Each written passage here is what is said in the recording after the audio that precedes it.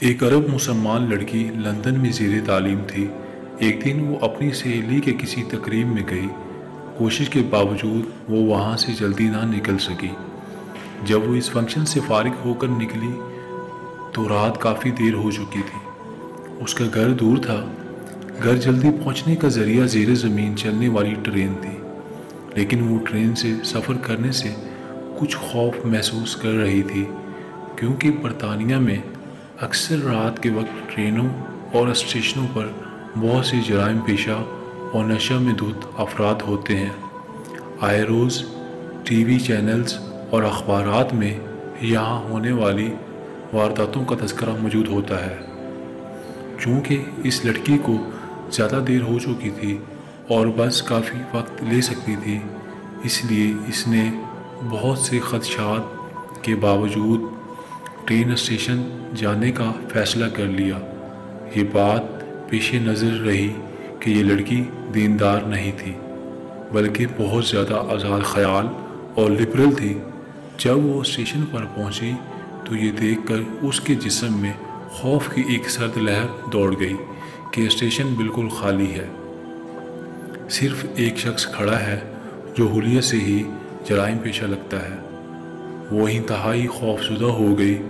پھر اس نے ہمت کی، خود کو سنبھالا، قرآن آیات کا ورد کرنا شروع کر دیا۔ اسے جو کچھ زبانی یاد تھا، جسے ایک عرصے سے وہ بھولی ہوئی تھی، سب کچھ پڑھ ڈالا۔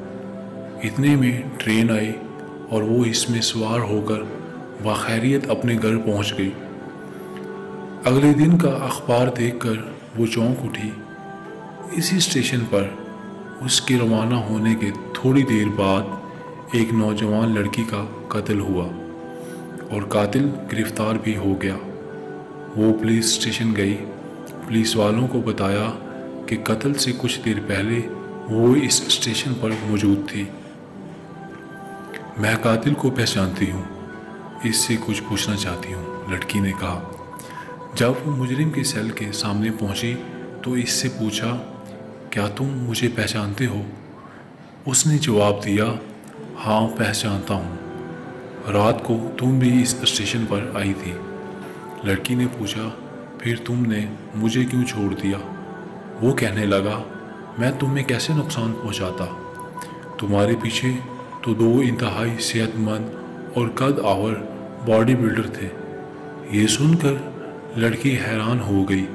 اسے یقین ہو گیا کہ قرآن کی آیاتوں کا ورد کرنے کی وجہ سے اللہ کی طرف سے اس کی حفاظت کی گئی۔ وہ واپسی پہ اللہ کے تشکر اور احسان مندی کے جذبات سے مغلوب تھی۔ اللہ کی مدد اور نصرت پر اس کا بھروسہ مزید بڑھ گیا تھا۔ اگر ہم اپنے دل کی گہرائیوں سے اللہ کو پکاریں اور اس کی تائید و نصرت پر بھروسہ رکھیں تو ہم اللہ کی رحمت سے کبھی محروم نہیں رہیں گے۔ جزاک اللہ۔